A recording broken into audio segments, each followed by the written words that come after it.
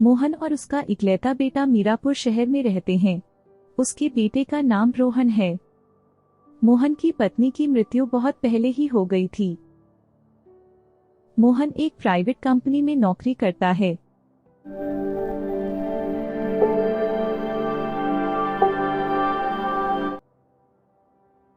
मोहन अपने बेटे से बहुत प्यार करता है और उसका बहुत ख्याल रखता है। वह उसको अपनी सामर्थ्य से कुछ ज्यादा ही ख्याल रखता है।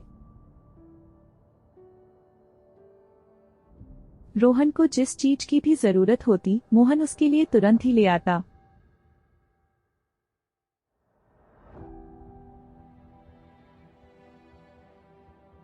इस तरह ऐसे ही लाड़ प्यार में रोहन बड़ा होने लगा और स्कूल जाने लगा। मोहन अपने बेटे के लिए माँ और पिता दोनों का फर्ज निभाता था। उसको स्कूल के लिए तैयार करता, उसका टिफिन पैक करके देता। रोहन शहर के एक बहुत अच्छे स्कूल में पढ़ाई करता है। शाम को दोनों पार्क में घूमने जाते हैं।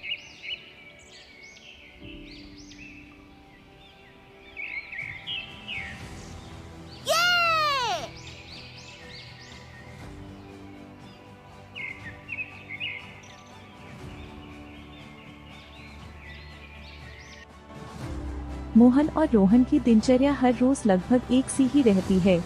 सुबह को रोहन को स्कूल जाना और शाम को दोनों को पार्क खेलने जाना, और इस तरह दोनों की जिंदगी बहुत आराम से चलती रहती है। रोहन, चलो बेटा, अब काफी टाइम हो गया है। चलो अब घर वापस चलते हैं, मुझे आज मार्केट भी जाना है। और ऐसे ही समय बीतता गया और रोहन अब बड़ा हो गया। धीरे धीरे रोहन की पढ़ाई भी पूरी हो गई। उसने इंजीनियरिंग की पढ़ाई की और नौकरी की तलाश करने लगा। गुड आफ्टरनून पापा। कॉलेज से आ गए बेटा रोहन? किचन में खाना रखा है बेटा, मुंह हाथ धुलकर खाना खा लो। अब मोहन बूढ़ा हो गया है और वह नौकरी से भी रिटायर हो गया है। आज रोहन एक मल्टीनेशनल कंपनी में इंटरव्यू देने जा रहा है।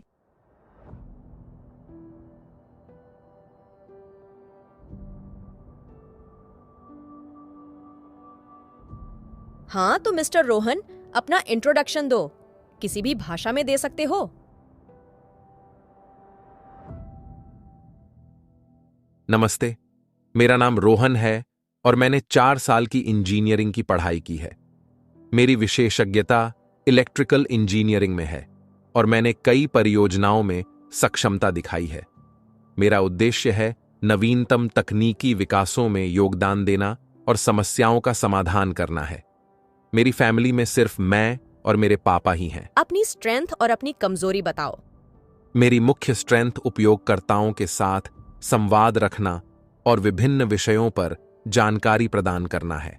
मैं बहुपक्षीय सामाजिक और तकनीकी विषयों में सामग्री प्रस्तुत करने में सक्षम हूं। मेरी कमजोरी में कभी-कभी लंबे विस्तृत विवादों को संक्षेपित रूप से प्रस्तुत करना शामिल है। रोहन काफी होनहार था, तो वह अपने पहले ही इंटरव्यू में सिलेक्ट हो गया।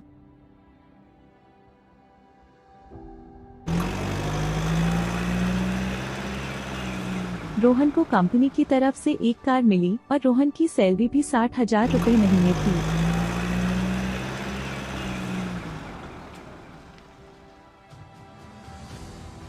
तुम दोनों इतनी देर रात तक कहां से आ रहे हो? तुम्हें टाइम भी नहीं दिखता क्या?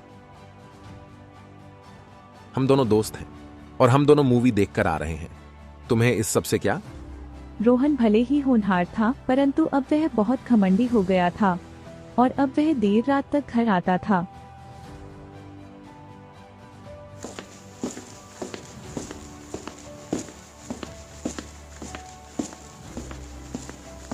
रोहन बेटा, बहुत देर से आए तुम। इतनी देर तक कहाँ थे बेटा? मैंने तो तुम्हें कॉल भी की थी। क्यों, मैं आपके कहने में ही रहूंगा क्या? अब पापा, अब मैं बड़ा हो गया हूँ, आप खाना खाकर सो जाया करो। अब रोहन अपने पापा के साथ भी ऐसा ही बुरा बर्ताव करता है। तुम क्या कर रहे हो? ये यहाँ खाली बैठने की सैलरी थोड़े ही मिलती है। जल्दी जल्दी अपना प्रोजेक्ट खत्म करो। हेलो, हाँ मेरी कल को मीटिंग है। तुम कल का सारा अरेंजमेंट ठीक से कर लेना। अगर ये प्रोजेक्ट हमें नहीं मिला तो तुम्हारी सैलरी काट ली जाएगी। अब रोहन सभी के साथ ऐसा बुरा बर्ताव करता है। अब रोहन का हर रोज का लगभग एक ही जैसा व्यवहार हो गया। वह देर रात दोस्तों के साथ घूमता और घर पर अपने पापा से बहस करता। इस बहस के कारण उसके पापा अब बहुत दुखी से रहने लग गए थे और वह अपने ऑफिस के सहकर्मियों के साथ भी ऐसा ही बुरा बर्ताव करता रहता है। क्योंकि रोहन एक टेक्निकल मैनेजर के नियुक्त हो गया था, तो वह हर किसी पर अपना रौब दिखाता था। रोहन बेटा, बहुत देर से आए तुम। इतनी देर तक कहाँ थे बेटा? मैंने तो तुम्हें कॉल भी की थी। आप हमेशा मेरे साथ टोका टाकी क्यों करते रहते हैं?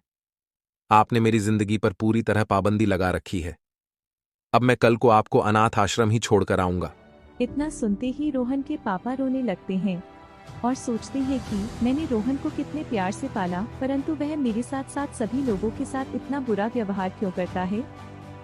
और फिर अगले दिन रोहन अपने पापा को लेकर अनाथ आश्रम चला जाता है। परंतु अनाथ आश्रम का नजारा देखकर रोहन असमंजस में पड़ जाता है। आखिर ये दोनों कर क्या रहे हैं? क्या ये दोनों एक दूसरे को पहले से ही जानते हैं?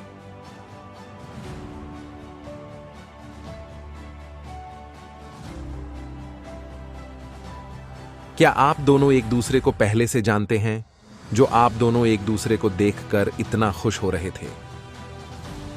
हाँ बेटा, हम दोनों बहुत पुराने मित्र हैं। ये आज से लगभग 25 साल पहले यहाँ से एक बच्चा गोद लेकर गए थे, क्योंकि इनके कोई संतान नहीं थी, और आज ये इतने दिनों बाद मिलने आए हैं।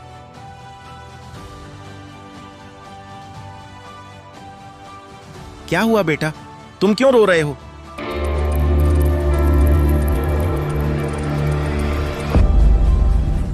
मैं रोऊं नहीं तो और क्या करूं, क्योंकि वो गोद लिया हुआ बच्चा मैं ही हूं। मुझे तो आज तक पता भी नहीं था कि मुझे मेरे पापा ने अनाथ आश्रम से गोद लिया था। रोहन को उसके पापा ने अनाथ आश्रम से गोद लिया था, क्योंकि सोहन की पत्नी की मृत्यु उनकी शादी के थोड़े दिनों बाद ही हो गई थी, तो उनकी कोई संतान नहीं थी। रोहन को अपने किए पर बहुत पछतावा होता है। इस कहानी से हमें ये शिक्षा मिलती है कि हमें अपने माता पिता की हमेशा इज्जत करनी चाहिए और उनकी आज्ञा का पालन करना चाहिए। ऐसी ही कहानियों के लिए हमारे चैनल को सब्सक्राइब करें और वीडियो को लाइक करें।